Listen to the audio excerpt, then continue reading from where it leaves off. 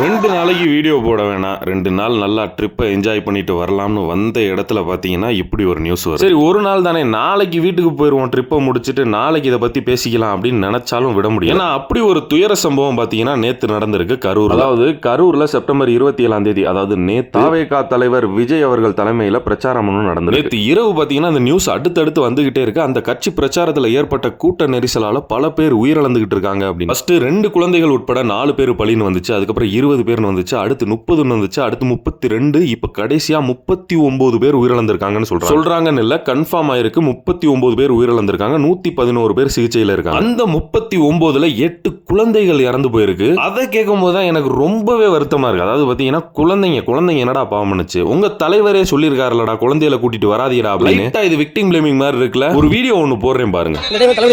தளபதி தான் பேர் வைக்கிறேன், பேர் வைக்கல, தளபதி வந்து பேர் வைக்கணும்.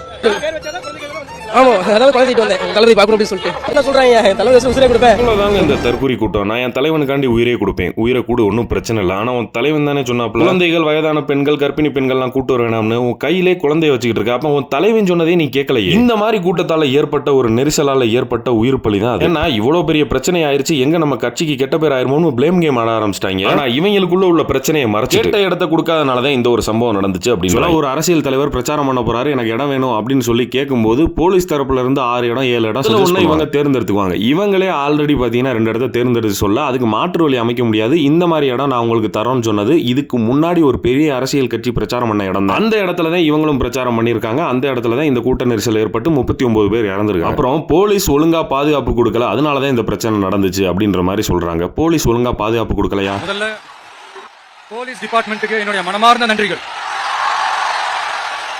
அவங்க இல்லனா அந்த பைபாஸ்ல இருந்து இந்த ஸ்பாட்டுக்கு என்னால வந்திருக்க முடியுமான்னு எனக்கு தெரியல.